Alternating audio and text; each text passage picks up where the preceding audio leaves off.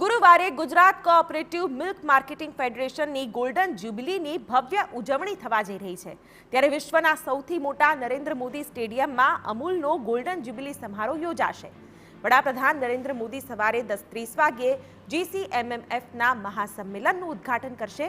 ત્યારે નરેન્દ્ર મોદી સ્ટેડિયમમાં સંમેલનની તૈયારીઓને આખરી ઓપ આપવામાં આવ્યો છે। આ સમારોહમાં કેન્દ્રીય ગૃહ અને સહકાર પ્રધાન અમિત શાહ, પ્રધાન પુરુષોત્તમ રૂપાલા સહિત ફેડરેશનના તમામ સભ્યો અને સહકારી ક્ષેત્રના આગેવાનો હાજર રહેશે।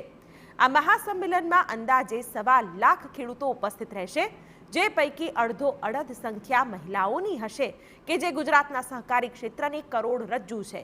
મહાસંમેલનમાં ગુજરાતના દરેક ગામમાંથી ખેડૂત પ્રતિનિધિઓ હાજર રહેશે, જે પ્રથમ વખત બનશે। માં વખણાય તેવું એક મોડેલ છે। સહકારિતા કેવી રીતે કામ કરી શકે તેનું પણ સુંદર મોડેલ છે અને આપણને પ્રોત્સાહન આપવા માટે માનનીય પ્રધાનમંત્રી શ્રી, માનનીય કેન્દ્રીય ગૃહ અને સહકાર મંત્રી શ્રી, કેન્દ્રીય કૃષિ એનિમલ હસબન્ડરી મંત્રી રૂપાલા સાહેબ અને માનનીય મુખ્યમંત્રી શ્રી તો આપણા પ્રેરક છે જ, એમ બધા મહાનુભાવો કાલે પધારી રહ્યા છે।